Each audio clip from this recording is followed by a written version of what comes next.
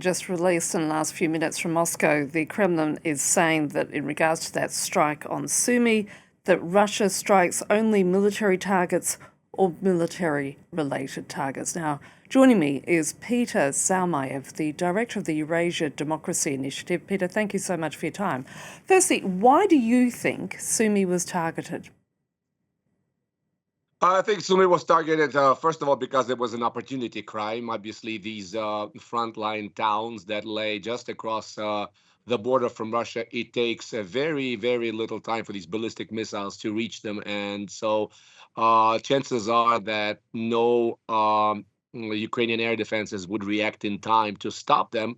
Vladimir Putin has shown time and again his willingness to use these highly symbolic dates, such as the Palm Sunday, which is supposed to unite folks from around the Christian world, striking civilians on these very sensitive dates, sends a signal that Vladimir Putin doesn't really care. He is not, beholden to any agreements.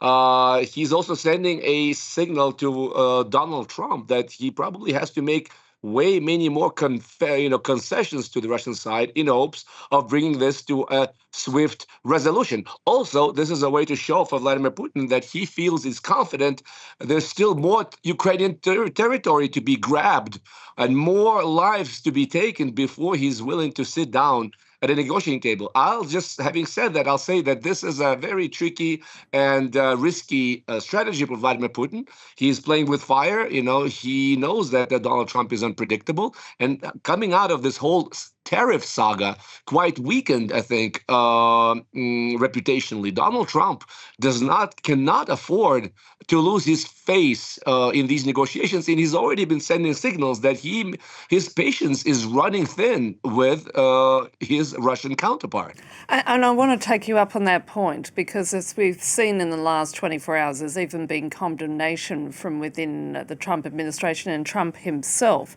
So what impact do you think is it going to have on the situation in the hours or days to come? Well, I hope that it will have a stronger effect than just a continuation of sanctions or an imposition of new sanctions. That's what Donald Trump has hinted at. He's actually continued Biden's policy of sanctions against Russia. He hasn't lifted any so far.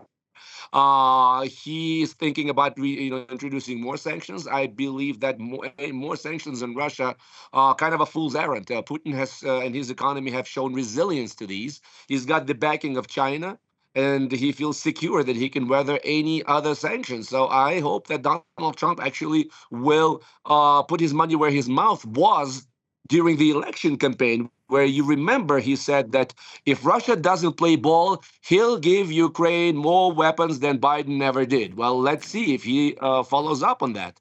And President Zelensky has invited Donald Trump to Ukraine to see the damage for himself. Do you think Trump will take up the invitation? I don't believe that he'll take up the invitation just yet. He doesn't have much really to show for his negotiation, for his peace efforts. I would certainly hope that Donald Trump does not visit Russia before he visits Ukraine, and not for lack of trying. Moscow has been trying to get him to commit to coming to the victory parade, the traditional victory parade on the Red Square in Moscow on the 9th of May. Well, I certainly hope he doesn't do that before he visits Kiev. But you cannot preclude anything. Donald Trump, has met, as you know, with the North Korean leader. We cannot exclude the possibility of him coming, but I suspect that unless there's some concrete agreement between the two warring sides, Donald Trump is not yet ready to visit Kiev. Peter Zalmayev, we're going to have to leave it there. Thank you so much.